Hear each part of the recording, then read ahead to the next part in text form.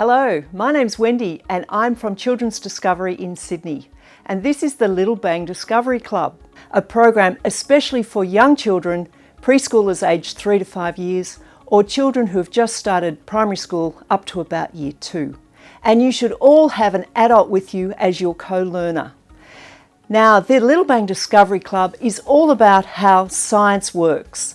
And in this situation, you're going to be working as a team with the child and the grown-up together, but the child is the junior discoverer and the grown-up is their lab assistant. So we want the children to be doing the thinking and the adults are there to help them if they need help with something. Now, it's okay for your child to be playing during this session. So if they seem to be perhaps a bit off task and doing something that doesn't seem to be quite what they've been asked, that's fine because children learn through play. So ask them what they're doing, ask them what they're thinking, and you'll be amazed what they will tell you, where their imaginations take them. So it's quite okay for your child to be playing and seeming to be not doing how you do it because they're doing things their way, and we want to encourage that during this program. Now, there are 4 sessions to the Little Bang Discovery Club, and it's probably a good idea for you to pause the recording and do the activities and then come back to it. So I'm going to be showing you some things. You'll probably want to pause and do them and then come back to see what's coming up next. Now, the first session today is all about how to be a good discoverer, and one of the things that scientists like to do is to collect and classify things or sort things. So I'm going to ask the children some questions and I'd like you to talk to your grown-up about these things. Now, children, who likes to look at the stars and the moon? So tell your grown-up if you've seen the stars and if you've seen the moon up in the sky. And now, have you ever noticed that the moon can be out during the day? And have you ever wondered why that happens? That's the sort of thing that scientists do. They see something and they wonder why. What about looking at the stars? Children, tell your grown-up if you've looked at the stars and have you ever seen them twinkle? Do you know the song Twinkle Twinkle Little Star? You might like to sing it together right now. Have you ever seen the stars twinkle? Have you ever wondered why they twinkle? That's the sort of thing that scientists do, see something and wonder why. And now, who likes to go to the park to play? Now, we can't actually do that at the moment, but think back to the last time you went to the park, and do you have a favourite piece of equipment that you'd like to go on and on and on over and over again? And your grown-ups can't get you to get off the slide because you just want to keep sliding, for example. So that's what scientists like to do too. They like to do things over and over again. So, and here's a question for the grown-ups. Are your children always asking you, why? But why? That's what scientists do as well. They ask lots of questions. So you can see that the children are already really good at science. They like to look at things, they like to do things over and over again, and they like to ask questions. And they're all things that scientists do. Now, what we're going to do first up is have a go at something that scientists like to do, and that is they like to sort things, or the special word that they use for that is to classify things. Now, I want you to look around the space that you're in at the moment. Now, it might be inside, it might be in an outdoor space, wherever you happen to be, and look around. Are there things sorted in special places? So if you have noticed behind me, we've got lots of things here that are sorted into containers. Have you got things like that in your space? Are they sorted into a special place? So tell your grown-up now, talk to them about what is in the space you're in that's been sorted and put away in a special place. Now, for example, if I was wanting to use a pair of scissors right now, I know that I could go to the stationery hub on the table over there and they'd be waiting for me. Is there something in the space that you're in that you know that if you wanted it, you could go and find it very easily? So that's one of the things that scientists like to do. Now, we're going to do some actual examples of sorting, and the first thing we're going to try and sort are some socks.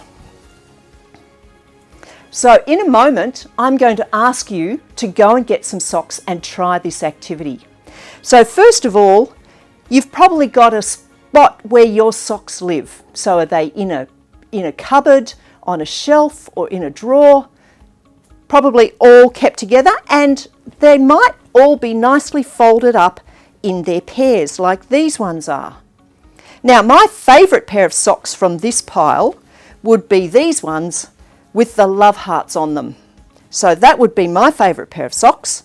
And if I was not wearing socks already today and I was ready to go out and I needed to go and get my socks, I'd go to my special spot where they're kept, which at my house is in a drawer. I'd open up the drawer, have a look inside. Here's my favourite pair of socks I'd like to wear today, and I'd put them on. And that took me no time at all to do. Now, scientists also like to sort things to make them easy to find. But if your socks weren't in their pairs, folded in their pairs, but were all separate, do you think they'd stay in their spot next to their pair? Would they all stay nicely arranged in their pairs like this? Or do you think they'd get all messed up? Talk to your grown-up. What do you think would happen? Would they stay nicely in their drawer or the shelf just like this? Or do you think they'd get all mixed up? What do you think might happen? I think this is what might happen. You might have a different idea though. It could work the other way. Now, if I'm trying to find my favourite pair of socks this time, I go to my drawer and everything's in a mess. And, here's one of them. Where's the other one? Found it. Okay, now I can put on my socks and off I go. See how much longer that took me? Now, can you imagine if, as well as having your socks all mixed up in one spot, you had your hats and you had your t-shirts? How long do you think it would take you to find your favourite pair of socks now? Here's one. These hats are in the way. Here, I've got it now. So you can see that by sorting things and with your socks, keeping them in their pairs folded up without all this other stuff in the way, it's much quicker and easier to find what you're looking for. And it's the same for scientists. They like to sort or classify things because it makes them easy to find and it helps them explain what's going on and it helps us to understand. So whenever you're doing sorting, you're being a scientist. Now, what I'd like you to do now is to find a collection of toys. So, I've got a bit of a collection of toys here.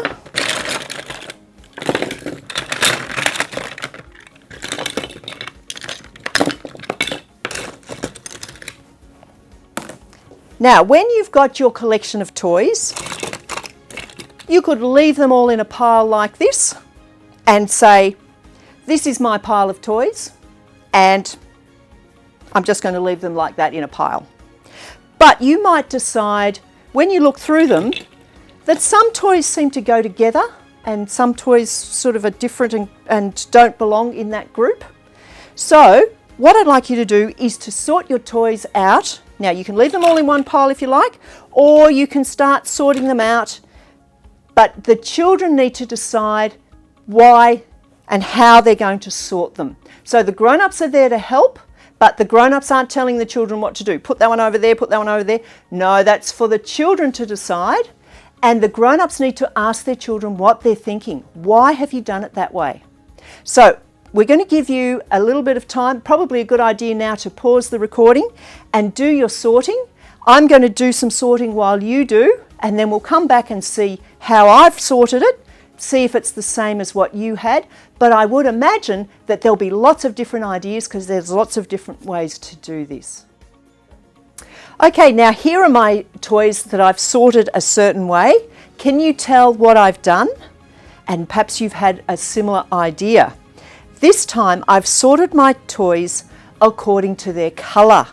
So we've got the mostly red toys over here, the mostly yellow toys over here, the orange toys here, the green toys here, the blue toys here, and I've got a white toy, and then I've got a ball that's got a bit of white and a bit of yellow, so it's sort of in the middle there. So did you sort your toys according to their colour? Now there are lots of other ways to do it, so after you've spoken to your grown-up about how you actually sorted your toys and what you did, we're going to jumble them all up again and try and think of a different way to sort them. So have a chat to your grown-up, tell them what you were thinking while you were sorting if you haven't done that yet, and then see if you can come up with a new idea about how to sort your toys. So this time I've sorted my toys into the type of toy. So we've got the cars and a train here together, so vehicles here. We've got our animals all together here. We've got our blocks here, and the ball is rolling around deciding it wants to join the blocks. So this is a second way that you can sort things, and there's probably lots of other ideas that you've come up with as well. So talk to your grown-up now about the second way that you've been sorting things. Now you probably think that scientists need lots of equipment to do their experiments.